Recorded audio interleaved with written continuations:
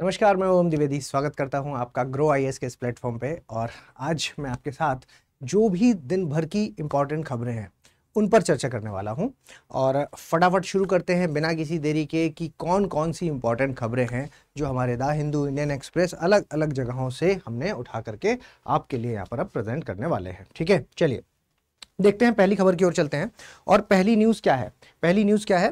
पहली न्यूज़ है जो ये आप देख पा रहे होंगे, यूएस बॉम्ब्स 3 की इरानियन न्यूक्लियर साइट्स। ठीक है, देखो ईरान की 3 न्यूक्लियर साइट्स, मैंने उस दिन भी चर्चा की थी जब लास्ट टाइम आपको पढ़ाया था, तो 3 साइट्स को लेकर के मैंने चर्चा की थी कि ईरान की कौन सी। देखो, एक फोर्डो है, एक नतांज है और एक इश्फा जहां। ठीक है, इस्फहान। तो ये 3 साइट्स हैं, ये आपको याद रखना है। बेसिकली किस चीज़ के लिए फेमस है? ये किस चीज़ के लिए फेमस है? ये न्यूक्लियर फैसिलिटी है। ठीक है, ये न्यूक्लियर फैसिलिटी है। कहाँ की न्यूक्लियर फैसिलिटी है?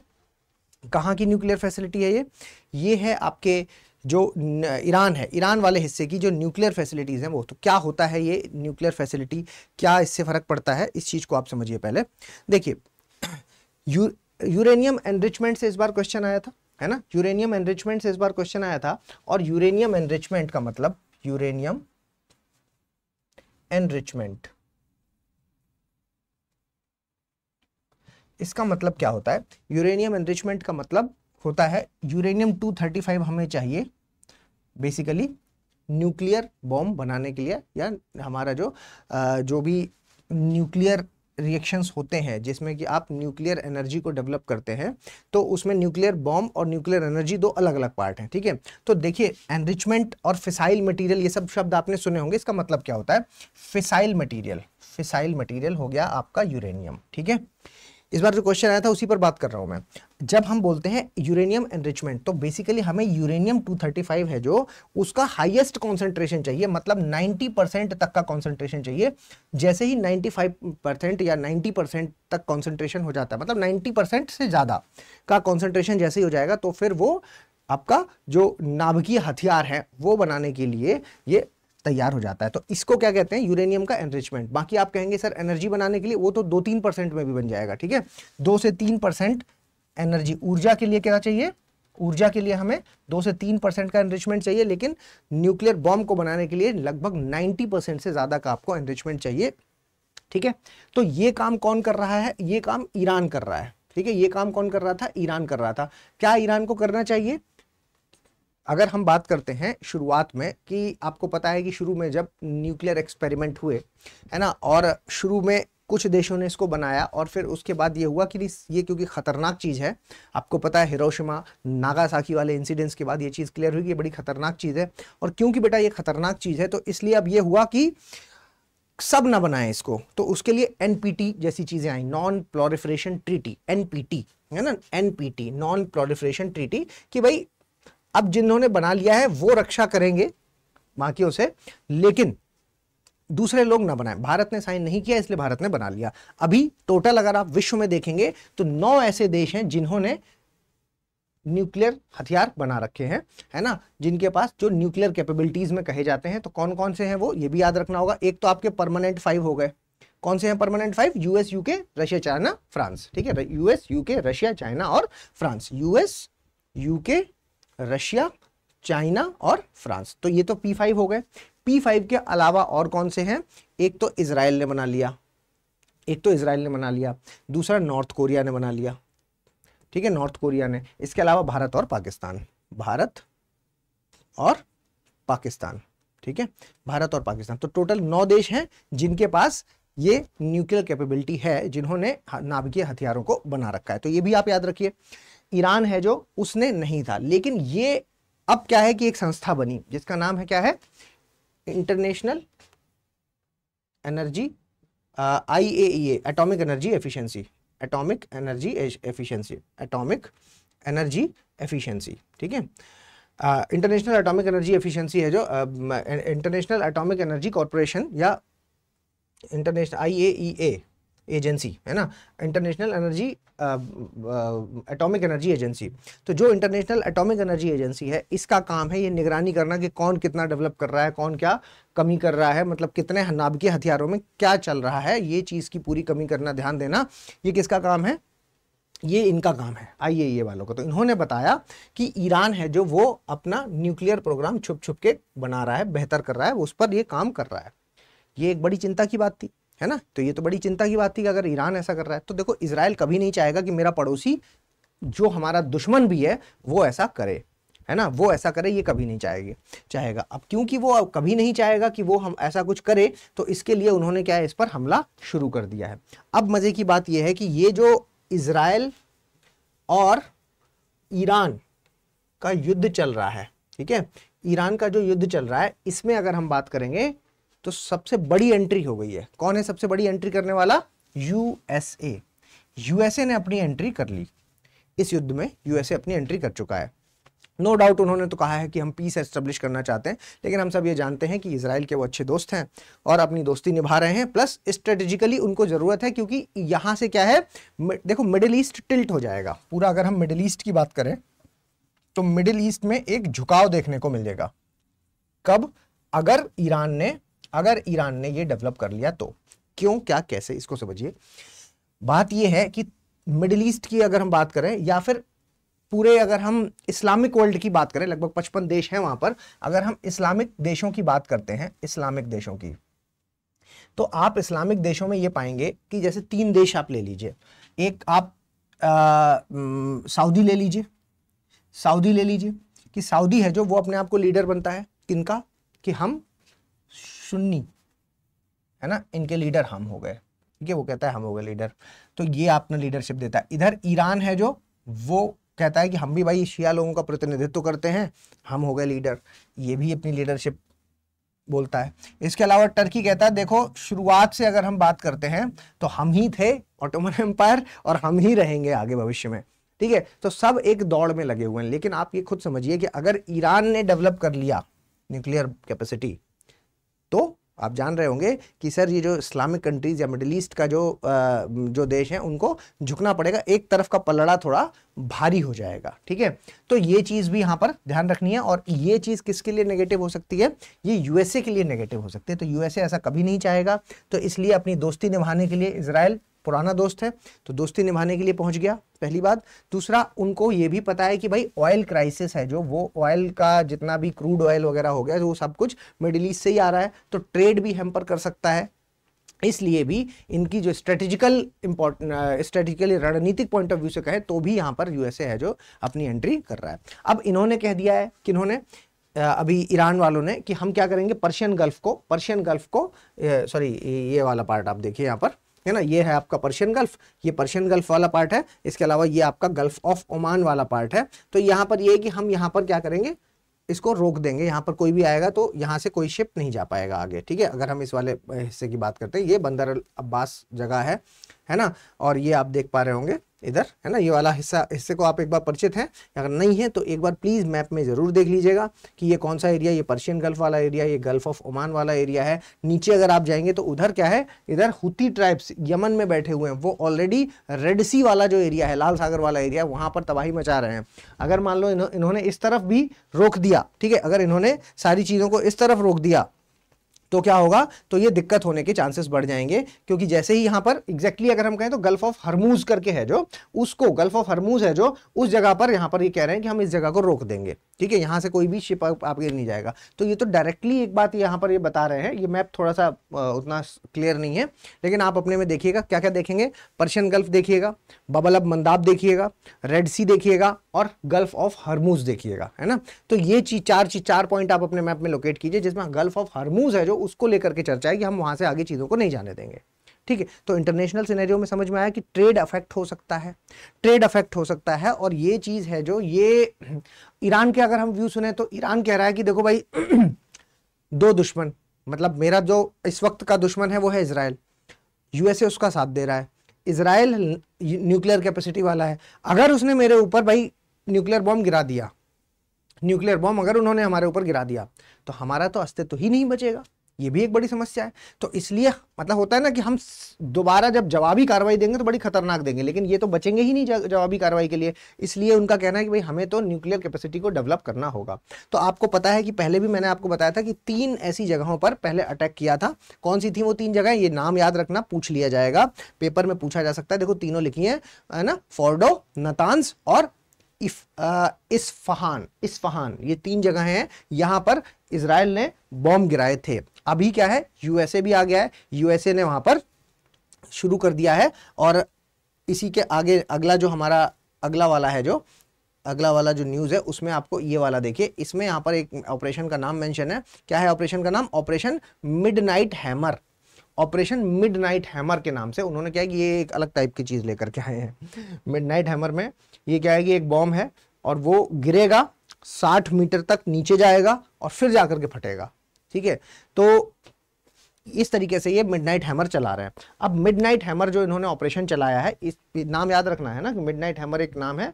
किसका नाम है ये जो अभी यूएसए ने ईरान पर अटैक किया है, ईरान में जो वो अटैक किया है जिसमें मिडनाइट हैमर ऑपरेशन उन्होंने चलाया, उसके तहत उन्होंने ये काम शुरू किया। ठीक है, तो इसका नाम याद रखिएगा। बेसिकली ये वाली न्यूज़ हम क्यों पढ़ रहे हैं? ये वाली न्यूज़ हम इसलिए पढ़ रहे हैं क्योंकि खबर चली कि जब यूएसए आया अटैक करने के लिए ईरान में, तो उन्होंने क्या किया, तो उन्होंने इंडिया का एयर स्पेस यूज कर लिया, इंडियन एयर स्पेस। ठीक है, ये देखो इंडियन एयर स्पेस का यूज किया। ये आप लोगों ने भी सोशल मीडिया में सुन ही लिया होगा, और सोशल मीडिया में आपने जब सुना होगा तो इस बात के लिए फिर बड़ी तबाही, मतलब ये हुआ कि ऐसे कैसे विदाउट परमिशन इंडिया की, क्योंकि ऐसे हमारा एयर स्पेस यूज करने का मतलब कि इंडिया की सहमति है ना। तो तुरंत यहां पर जो हमारी फैक्ट चेक यूनिट, ध्यान दीजिएगा क्या नाम है, फैक्ट चेक यूनिट है। कौन है फैक्ट चेक यूनिट? पीआईबी। जो हमारी फैक्ट चेक यूनिट है पीआईबी ने इसको कहा कि नहीं भाई ऐसा नहीं है ना। पीआईबी ने कहा कि ऐसा कुछ नहीं हुआ है और यहाँ पर जो चीज़ें हैं वो नॉर्मल है, उन्होंने हमारे एयर स्पेस का यूज़ नहीं किया है। ठीक है, तो उसको क्लियर किया गया। तो यहाँ पर जो एक फेक न्यूज़ फैल गई थी, तो उसी चीज़ को यहाँ पर बताया जा रहा है कि जो फेक न्यूज़ फैली थी, ये फेक न्यूज़ है जो वो मतलब वो फेक थी, हमारा यूज़ नहीं किया। और इन्होंने कहाँ गिराए हैं? यूएस ने 3 साइट्स, एक नातांज में, एक ये फोर्डो और इस्फहान। ठीक है, तो ये तीनों साइट याद रखना, इनकी लोकेशन देखो। अगर ये पूछ लिया कि किस देश में है तीनों, तब तो बड़ा इजी क्वेश्चन हो जाएगा, लेकिन मैप में इसकी लोकेशन पूछी जा सकती है, नातांज, फोर्डो और इस्फहान। ठीक है, तो ये याद रखिएगा कि ईरान में है ये तीनों जगह और यहाँ पर यूएस ने बमबारी की है। चलिए तीसरी न्यूज़ की ओर चलते हैं। ये देखो, ये वाली जो न्यूज़ है ना, इसमें बेसिकली एक डेटा दिया है ना। इसको समझिए, पहले डेटा को लिखना नहीं है, ये डेटा आपको बस एक मोटी दिमाग में आपके होना चाहिए, लिखना नहीं है। आपको बस ये समझना है कि ये किस चीज़ से रिलेटेड है। देखो, India trails in critical tech, particularly semiconductor tech. ये बात यहाँ पर हो रही है कि कुछ ऐसी इंडस्ट्रीज हैं जैसे कि एआई हो गया, जैसे कि सेमीकंडक्टर हो गया, जैसे कि बायोटेक्नोलॉजी हो गया, जैसे कि स्पेस हो गया, जैसे कि क्वांटम हो गया। ठीक है, तो ये सब क्या है, हम इसको क्या बोल देते हैं, है ना, इसको डीप टेक बोल देते हैं, डीप टेक्नोलॉजी, है ना। तो ये सारी चीजें, तो आप ये बात समझिए कि इन 5 में जो लीड करेगा, मतलब डीप टेक्नोलॉजी में जो देश लीड करेगा वही विश्व विजेता होगा। एक लाइन में अगर मैं कहूं तो ये कहना चाहते हैं। तो इस चीज के लिए इन्होंने डेटा से समझाने की कोशिश की है। तो ये वाली जो चार्ट है ये मैंने आपके लिए बड़ा लगा दिया है, याद नहीं करना है, मैं फिर से बता रहा हूं, याद नहीं करना, क्या लिखना है मैं अभी बताऊंगा आपको। देखो, चार्ट से समझ नहीं पाओगे और समझने के बाद जब आप लिखोगे तो उसको उस तरीके से क्लैरिफाई कर नहीं पाओगे मेंस में, लेकिन मैं यहां पर बताऊंगा आपको कि क्या क्या आपको याद रखना होगा। पहली बात तो यहां पर ये बता रहे हैं कि किन चीज टेक्नोलॉजी के किसको कह रहे हैं, कौन कौन सी टेक्नोलॉजी का यूज कह रहे हैं कि भाई जो इन टेक्नोलॉजीज में जिसका पलड़ा भारी होगा वही विश्व विजेता होगा। क्या कहना चाहते हैं?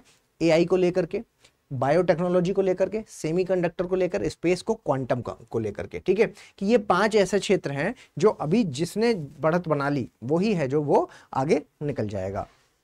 तो क्या है मामला, यहां पर देखिए यूएस है जो, है ना, देखो यूएस ने एआई में इतना है, बायोटेक में इतना है, तो ये याद नहीं करना है आपको। ये याद रखना है कि यूएस है जो वो लीड कर रहा है इन सब में। तो टोटल की अगर हम बात करें तो टोटल, ये भी याद मत करिए कि 84.3% है, नहीं, ये इन्होंने क्या किया है, ये 83% मतलब टोटल मिला के इनका सबका वेटेज किया इन्होंने। देखो यहाँ पर देखो, यहाँ पर मेंशन्ड है, इन्होंने क्या किया, इसका वेटेज रख दिया कि बायोटेक्नोलॉजी को हम 20% दे रहे हैं, क्वांटम को हम 5% पे रख रहे हैं, ठीक है, परसेंटेज वाइज, और इसको इन्होंने एआई को इन्होंने 25% रखा। इस तरीके से 25-30 करके इन्होंने क्या किया कि इसका वेटेज रखा और टोटल इसको 100 बना दिया, ठीक है। अब 100 में से किसके पास कितना है वो यहां पर बताया जा रहा है, ठीक है, किसके पास कितना है वो यहां पर बताया जा रहा है। तो टोटल 84.3% है जो वो इन सब में जो वेटेज है जो वो यूएस को मिला है। ये भी याद नहीं करना, बस इतना याद रखना कि टॉप पर यूएस है, बस, ठीक है। हमारा कंपैरिजन किससे होता है, चाइना से, तो हम चाइना को भी देखेंगे और फिर भारत को देखेंगे। बाकी दूसरा कंपैरिजन हमारा पाकिस्तान से होता है, पाकिस्तान पता नहीं कहाँ है, ठीक है, बहुत नीचे होगा, तो वो तो लिस्ट में ही नहीं है, तो इसलिए उसको छोड़ देते हैं। उसको इसलिए भी छोड़ देते हैं, देखो भाई हम हैं 4th लार्जेस्ट इकोनॉमी, पाकिस्तान होगा 40-45 नंबर पे कहीं, है ना। तो बात ये है कि आपको ये 3 हैं जिनसे आपको वो रखना होगा, कंपैरिजन देखना होगा, ठीक है। तो यूएस टॉप पर है, चाइना को अगर हम कहेंगे तो देखो 65.6 पॉइंट्स इसको मिले हैं, है ना।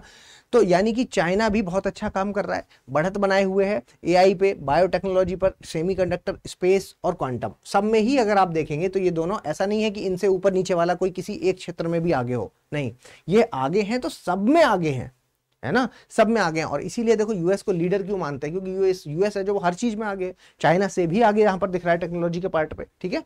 तो टेक्नोलॉजी के पार्ट पे जब ये आगे है तो टॉप पे हो गया आपका यूएस, सेकंड नंबर पे हो गया चाइना, और भारत है 10वें नंबर पर, 10th नंबर पर भारत आ जाता है, 10th नंबर पे भारत आ जाता है। और ये आपको पता होना चाहिए, भारत है कितना, 15.2, ठीक है, तो ये 15.2 यूनिट है। तो यूनिट याद मत कीजिए, लेकिन आप ये देखिए कि डिफरेंस बहुत ज्यादा है। तो एक तो आप ये याद रखेंगे कि टॉप पर यूएस है, दूसरे नंबर पर चाइना है, तीसरे और 10वें नंबर पर आपका इंडिया है, ठीक है। एक तो आप ये चीज याद रखेंगे। इसके अलावा और क्या याद रखेंगे, इसके अलावा एक पार्ट आप ये भी याद रखेंगे कि इनमें जो डिफरेंस है वो बहुत ज्यादा है, डिफरेंस बहुत ज्यादा है, ठीक है, डिफरेंस है जो वो काफी ज्यादा है, ये बात आप याद रखेंगे।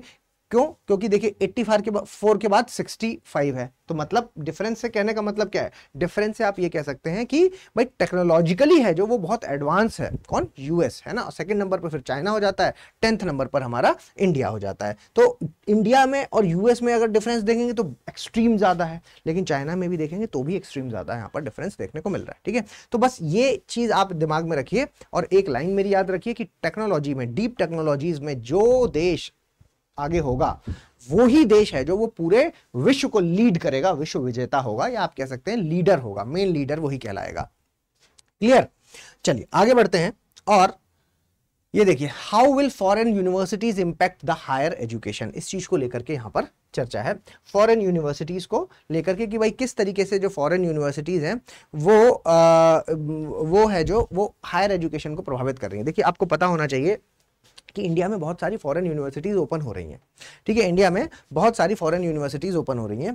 देखो ऐसे समझो इसको, हम न्यू एजुकेशन पॉलिसी 2020 लेकर के आए, न्यू एजुकेशन पॉलिसी 2020, ठीक है। न्यू एजुकेशन पॉलिसी जो हम 2020 लेकर के आए उसमें एक कंपोनेंट था। देखो बेटा, पॉलिसी में आप याद रखिएगा, जब भी पॉलिसी में कोई चीज लिखी होती है, मतलब नीति जब बनती है, तो उसमें जो चीजें लिखी होती हैं उसका मतलब ये नहीं होता है कि वो पूरा नहीं कर पाए तो फेलियर कहलाएगा। उसमें तो देखो सारी अच्छी अच्छी बातें लिख दी जाती हैं, ताकि हमें ये कोशिश करनी है, वो कोशिश करनी है। तो उसमें एक चीज ये भी लिखी हुई है कि इंटरनेशनल यूनिवर्सिटीज को बढ़ावा देना है, इंटरनेशनल यूनिवर्सिटीज, ठीक है, इंटरनेशनल यूनिवर्सिटीज को बढ़ावा देना, ये चीज इसमें लिखी होती है। अब बात क्या है, यहां पर इंटरनेशनल यूनिवर्सिटीज को लेकर के हम अगर बात करते हैं, ठीक है, इंटरनेशनल यूनिवर्सिटीज को लेकर के अगर हम बात करते हैं, तो आपको यहां पर ये पता होना चाहिए कि देखो ये हमारी पॉलिसी का पार्ट है। तो 2030 तक ये था कि इनको एस्टेब्लिश कर देंगे, ठीक है, लेकिन अब जाकर के ये 2020 की पॉलिसी है, लेकिन 2023 में ये बात हुई कि हाँ ऐसा करना है, ठीक है। तो थोड़ा सा डिले चल रहा है, बट स्टिल एक नई चीज आ रही है, विदेशी यूनिवर्सिटीज हमारे यहाँ पर अब एस्टेब्लिश होने वाली हैं, ठीक है। तो एस्टेब्लिश होने वाली हैं, उन्होंने जो गाइडलाइंस दी थी 2030 तक इसको पूरा करने के बारे में बात हो रही है। इसके अलावा आप ये याद रखिए, देखो फॉरेन यूनिवर्सिटीज हैं जो वो अगर भारत में कौन कौन से देश हैं, तो बस मोटे तौर पर आप याद रख लीजिए, देखो यूके की इंडस्ट्री यूनिवर्सिटीज है वो आ रही हैं, ऑस्ट्रेलिया की हैं जो वो आ रही हैं, इटली की हैं जो वो आ रही हैं, है ना, कनाडा की हैं वो आ रही हैं। तो ये सब यूनिवर्सिटीज हैं जो ये भारत में एस्टेब्लिश होने वाली हैं, और अगर ये भारत में एस्टेब्लिश होने वाली हैं तो नो डाउट भारत को तो फायदा मिलेगा ही मिलेगा इस चीज से, ठीक है। और कहाँ पर एस्टेब्लिश होंगी, तो गिफ्ट सिटी, ठीक है, कहां पर एस्टेब्लिश होंगी? गिफ्ट सिटी, जो आपका गिफ्ट सिटी है गुजरात में, गिफ्ट सिटी है जो गुजरात में, वहां पर। और इसके अलावा जो नवी मुंबई, नवी मुंबई,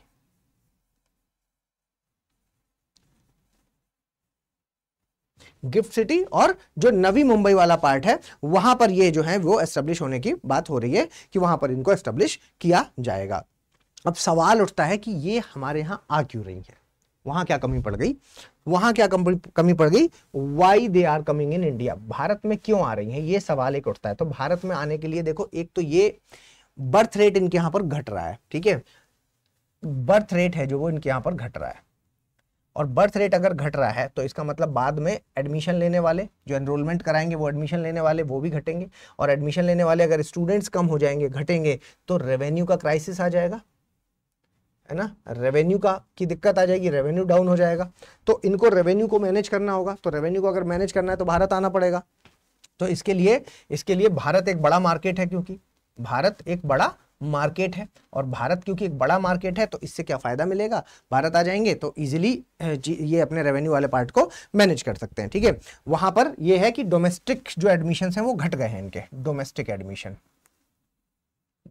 एडमिशंस हैं जो वो घट गए हैं, ये वाली बात यहां पर बताई जा रही है।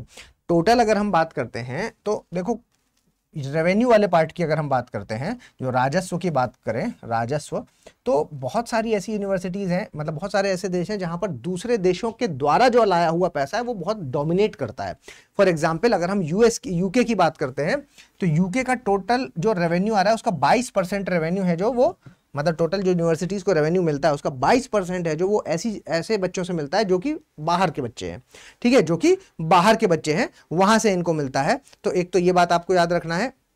इसके अलावा जो ऑस्ट्रेलिया की बात करते हैं, तो ऑस्ट्रेलिया में कितना, 24% बच्चे हैं, ऑस्ट्रेलिया में 24% बच्चे हो गए। कनाडा में 30%, कनाडा में 30% रेवेन्यू, बच्चे बोल दिया मैंने, 24% रेवेन्यू, 30% रेवेन्यू। तो कहने का मतलब है सब जगह से बाहर से जो रेवेन्यू आ रहा है वो बहुत ज़्यादा मैटर करता है। तो इस वजह से इनको अपने रेवेन्यू पार्ट को मैनेज करने के लिए, क्योंकि वहाँ इनके डोमेस्टिक एडमिशन्स रुक गए हैं, इसके लिए भी इनके लिए भारत है जो वो एक अच्छा ऑप्शन हो सकता है, ठीक है। तो वही चीज़ है कि भाई भारत ही को क्यों चुन रहे हैं, तो वाई भारत, ठीक है। अब ये तो पता चल गया आपको कि वही उनकी तरफ से क्या प्रॉब्लम है। तो भारत में क्या अच्छाई है, तो एक तो सबसे बड़ी यूथ है भारत में, युवा जनसंख्या है जो वो काफ़ी ज़्यादा है। अब युवा जनसंख्या क्योंकि ज़्यादा है तो इसलिए यहाँ पर ये है कि एक अगर हम टोटल एनरोलमेंट रेशियो की बात करें तो लगभग 30% के आसपास ऐसे लोग हैं जो यहाँ पर इन यूनिवर्सिटीज़ में मतलब पढ़ने के लिए इच्छुक हैं या फिर बाहर जाते हैं, एनरोलमेंट करवाते हैं बाहर जा करके।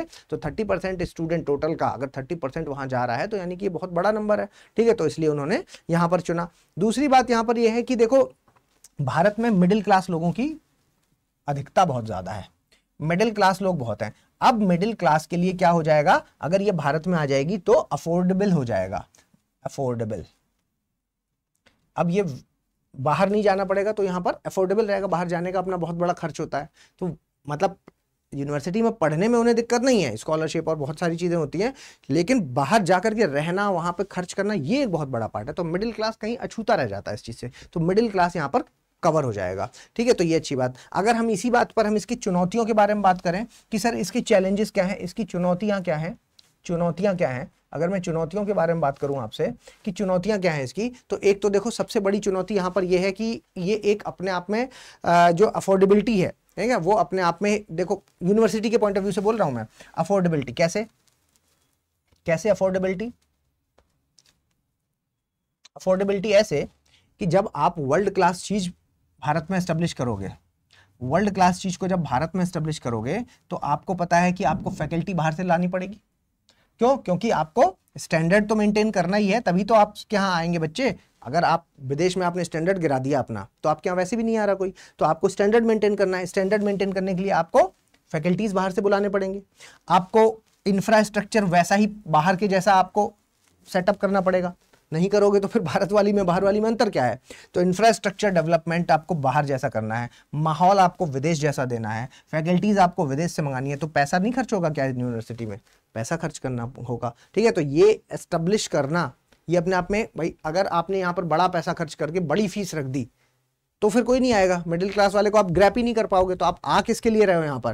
भाई जो जा सकता था वो तो अभी भी जा ही रहा है, जो नहीं जा सकता उसी के लिए तो आ रहे हो आप। तो क्योंकि जो जा नहीं सकता, अगर आप उसके लिए आ रहे हो तो आपको अपनी अफोर्डेबिलिटी को कम करना होगा, मतलब आपका जो प्राइस है वो अफोर्डेबल प्राइस होना चाहिए, ताकि मिडिल क्लास को आप पकड़ पाओ। ठीक है, इसके अलावा अगर हम बात करते हैं तो देखो एक दूसरा चुनौती ये भी है कि बच्चे हैं जो, उनको माहौल चाहिए, और वो माइंडसेट है कि देखो यार आप जितना भी खोल दो, भारत भारत ही है, हमें तो विदेश जाके ही पढ़ना है।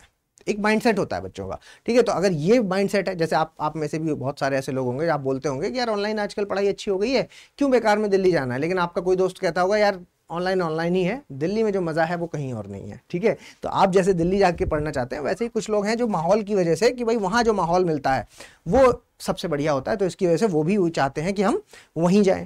ठीक है, तो ये भी एक बात है।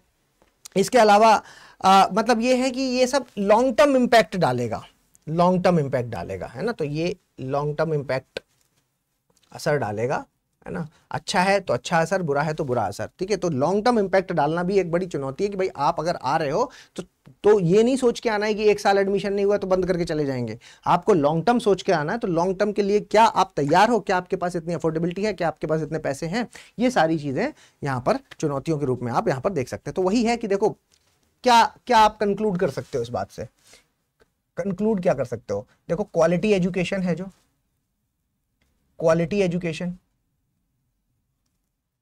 एजुकेशन मिलेगी एक चीज। ठीक है, कि भाई क्वालिटी एजुकेशन को हम यहां पर कंक्लूड कर सकते हैं कि इससे क्वालिटी एजुकेशन बढ़ जाएगी। दूसरा, ग्लोबल एक्सपोजर बढ़ेगा, ग्लोबल एक्सपोजर बढ़ेगा। ठीक है, ग्लोबल एक्सपोजर बढ़ जाएगा। तीसरी बात आप यहां पर क्या सोच सकते हो कि सर सक्सेस है जो, ठीक है, वो डिपेंड करेगी, सक्सेस ही है जो वही सब कुछ मैटर करेगी। वो मतलब बताएगी अगर आपके यहाँ पढ़ा हुआ बच्चे को नौकरी इजी हो गया, है ना, उसके लिए अगर इजीली अगर ऐसा हो गया कि भाई विदेश में भी उसके लिए अपॉर्चुनिटीज खुल गई, भारत की भी नौकरियां वो पकड़ पा रहा है, तो यहाँ से वो एक अच्छी चीज होती है, जिसके चांसेस है जो वो काफी ज्यादा हो जाते हैं। क्योंकि इंप्रेशन एक बहुत बड़ी बात होती है, और इंटरव्यूज वगैरह में आप ये देखते होंगे, स्पेशली प्राइवेट सेक्टर में इंप्रेशन बहुत बड़ा रोल प्ले करता है। तो इंप्रेशन यहाँ से क्या है कि बेहतर हो जाएगा। तो वो चीज़ें जो है वो अगर बाहर की यूनिवर्सिटीज़ भारत आएंगी तो इसके कई सारे फायदे देखने को मिल सकते हैं ना, कि यहाँ पर वो लोग जो अफोर्ड नहीं कर पा रहे, वो उनका काम यहीं पर हो जाएगा, है ना, जाना ही नहीं पड़ेगा। वही वाला बिना जाए उनको वो वाली चीज़ मिल जाएगी जो विदेश जाकर के लोगों को पढ़ना पड़ता है। ठीक है, बड़ा पैसा, मतलब पैसा भी नहीं खर्च होगा उतना जितना बाहर जाते, और काम हो जाएगा। तो मतलब फाइनेंशियली भी और क्वालिटेटिवली दोनों तरीके से ये एक अच्छा रोल प्ले कर रहा है। ठीक है, दोनों तरीके से ये क्या है, एक अच्छा रोल प्ले कर रहा है। समझ गए? तो ये सारी चीज़ें हैं जो आपको यहाँ पर ध्यान देने की ज़रूरत है। इसके अलावा ये देखिए, lessons from the operation Sindoor global outreach, ये शशि थरूर का आर्टिकल है। मैं इसको एक बार समराइज कर देता हूँ कि क्या कहना चाहते हैं शशि थरूर इस आर्टिकल में। शशि थरूर जो यहाँ पर कहना चाहते हैं वो ये बताना चाहते हैं कि देखो 5 डेलीगेशंस अभी गए, ऑपरेशन सिंदूर हुआ, और ऑपरेशन सिंदूर के बाद 5 डेलीगेशन गए। 5 डेलीगेशन का मतलब है कि 5 जो मंत्रालय हैं और जो सरकार को जो लग रहा था कि ठीक ठाक से रिप्रेजेंट कर सकते हैं, उनको अलग अलग देशों में भेजा गया, बताने के लिए कि ये जो पाकिस्तान बेचारा बन रहा है वो बेचारा नहीं है। बेसिकली हमें हमारा एजेंडा अपना क्लियर करना था कि देखो हम लड़ रहे हैं टेररिज्म के अगेंस्ट, हम टेररिज्म के अगेंस्ट लड़ रहे हैं। और यहाँ पर जो पाकिस्तान बेचारा बन रहा है, उन्होंने क्या किया है, उन्होंने पहलगाम अटैक किया है, पहलगाम। ठीक है, तो ये जो इन्होंने प्रोपोगेंडा चलाया, पाकिस्तान वालों ने जो प्रोपोगेंडा चलाया कि हमारे लोगों को हमारे यहाँ पर आ करके इंडियंस ने ऑपरेशन सिंदूर के तहत यहाँ पर तबाही मचाई, मारा, तो वो गलत है। क्योंकि हमने बड़ा ध्यान रख के ये ऑपरेशन चलाया है, इन्होंने हमारे सिविलियंस को मारा है। ठीक है, और किन्होंने मारा है, इन्होंने जो मारा है वो सिविलियंस को मारा है, वो भी सिविलियंस को मारा है, वो भी टेररिस्ट अटैक, टेररिस्ट ने मारा है। मतलब यहाँ पर हमें ये क्लियर करना होगा कि पाकिस्तान में कौन है, जैश ए मोहम्मद एक्टिव है ना। हमें बताना होगा कि लश्कर तोयबा यहाँ पर एक्टिव है। कहने का मतलब है कि ये सब लोग वहाँ पर एक्टिव हैं, तो पाकिस्तान की रियलिटी तो हमें बतानी होगी ना। और इस ऑपरेशन से कहीं ऐसा ना हो कि हमारा जो डिप्लोमेटिक रिलेशंस हैं वो हैम्पर हो। तो इस वजह से यहाँ पर ये भेजा गया। इवन आपने देखा होगा कि कोलंबिया के जो हेड हैं, मतलब जो राष्ट्रपति हैं कोलंबिया, उनकी तरफ से जो स्टेटमेंट आया था वो ये था कि हमें पाकिस्तान के लोगों का जो नुकसान हुआ उससे बड़ा खेद है। लेकिन फिर उसके बाद जब इनको क्लैरिटी मिली, कोलंबिया, तो इन्होंने क्या किया, इन्होंने पब्लिकली प्रॉपर इसको वापस लिया अपने स्टेटमेंट को कि भाई ऐसा कुछ नहीं है, अगर ये टेररिस्ट एक्टिविटी थी तो कैसे सपोर्ट मिल सकता है उनको, कैसे भी। ठीक है, तो ये सारी चीजें हैं जो यहाँ पर बताई जा रही है। अब यूएस की बात करें तो वो देखो दोनों तरफ खेल रहा है। मैंने कल बताया था आपको हाइफनेशन, है ना, हाइफनेशन, एक होता है डी हाइफनेशन। डी हाइफनेशन का मतलब क्या होता है कि मेरे भारत के रिश्ते अगर यूएस से अलग हैं और रशिया से अलग हैं, है ना, भले ही आप दोनों आपस में दुश्मन हो, लेकिन इस दुश्मनी का असर हमारी दोस्ती पर नहीं पड़ेगा। ठीक है, हमारी दोस्ती पर नहीं पड़ेगा, तो ये होता है डी हाइफनेशन। लेकिन अगर ऐसा पड़ रहा है कि पाकिस्तान से आपकी जो दोस्ती हो गई है यूएस की, है ना, यूएस की जो दोस्ती हुई है उससे अगर इंडिया को फर्क पड़ रहा है, तो इसका मतलब ये तो आप हाइफनेशन वाली स्टेज पर जा रहे हो, जो कि गलत है। तो यूएस का बीच में डगमगाया हुआ सा रोल दिख रहा है। लेकिन ग्लोबल स्ट्रेटजी में यहाँ पर यह है कि भाई देखो, ग्लोबली हमें पता होना चाहिए कि देखो हमें इस पूरे ये डेलीगेशन जो गया, इससे हमारी भारत की जो सॉफ्ट पावर है ना, सॉफ्ट पावर डिप्लोमेसी बोलते हैं, डिप्लोमेसी, सॉफ्ट पावर डिप्लोमेसी है जो, इसको फायदा मिलेगा। ठीक है, हम मतलब यहाँ पर आप ये मान के चलिए कि ग्लोबली मतलब ऐसी विजिट से हमें किन चीज़ों पर और फायदा मिल सकता है, टेक्नोलॉजी, है ना भाई, रिश्ते संबंध बढ़िया होंगे तो टेक्नोलॉजी ट्रांसफर होगा। ठीक है, ट्रेड बेहतर होगा, हमारा कल्चर बढ़िया होगा, कल्चर है जो वो एक्सचेंज होगा। तो ये हमारे जो दो देश हैं जहां जहां हम जाएंगे, तो अगर उनको हमारी बात समझ में आएगी तो उससे हमारे क्या है, नजदीकियां और बढ़ेंगी, इंटरनेशनली हमारी स्थिति और ज्यादा मजबूत हो जाएगी। ठीक है, तो यानी कि हमें ये समझ में आया कि हमें क्या सीख मिली, है ना, कि इससे हमारे डिप्लोमेटिक रिलेशन बेहतर हुए। एक तो हमारे डिप्लोमेटिक रिलेशन बेहतर हुए, दूसरा प्रधानमंत्री की जो ग्लोबल इमेज है उससे बड़ा फायदा मिला, है ना। ये हमें सीखने को मिला कि अच्छा ऐसा करने से फायदे मिलते हैं। एक तो ये फायदा मिला, दूसरा हमें प्रधानमंत्री की जो ग्लोबल इमेज है उसका फायदा मिला। ठीक है, पीएम की जो ग्लोबल इमेज है, ग्लोबल इमेज, वैश्विक स्तर पर जो उनकी इमेज है उसका हमें फायदा मिला। ठीक है, ये देखने को मिला कि उनकी इमेज से बहुत प्रभाव पड़ रहा है। ठीक है, तो ये चीजें हमें फायदा की। इसके अलावा अगर हम कहेंगे तो देखो, यूएस के डबल स्टैंडर्ड से हमें बचना है, ये पता चल गया।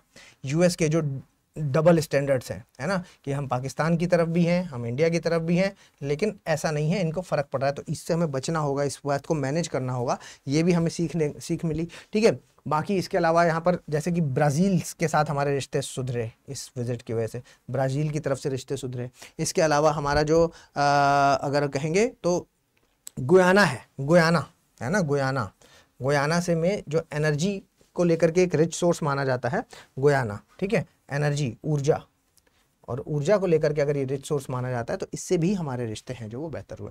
तो ये सारी चीज़ें आपको यहाँ पर पता होनी चाहिए। ठीक है, मतलब क्योंकि अभी बड़ा ये हो रहा है कि ये गलत किया, ये सही किया, तो आपको पता होना चाहिए कि भाई इससे फायदा क्या हुआ है हमें, जो ये विजिट्स करवाई गई हैं उससे। ठीक है, चलिए तो क्वेश्चन देख लीजिए आज का क्या है कि यदि ईरान इजराइल संघर्ष एक पूर्ण युद्ध का रूप ले लेता है तो यह वैश्विक भू राजनीतिक, आर्थिक और सुरक्षा परिदृश्यों को गंभीर रूप से प्रभावित कर सकता है। ऐसे संघर्ष के वैश्विक शांति, ऊर्जा सुरक्षा और क्षेत्रीय गठबंधनों पर प्रभाव की समालोचनात्मक समीक्षा कीजिए। ठीक है, तो ये आपको लिखना है, 250 शब्दों में इसको लिख लीजिए। और ये हमारे ग्रुप्स हैं जिसमें आपको अभी पहले तो फटाफट सब्सक्राइब कर लेना है। पीडीएफ है जो मैं टेलीग्राम पर भेज दूंगा grow_IAS में, और इसके अलावा ये हमारा कॉन्टैक्ट नंबर है जिस पर आप मुझे व्हाट्सएप से अपनी कोई भी क्वेरी है जो वो पूछ सकते हैं। ठीक है, चलिए, thank you everyone, thank you so much.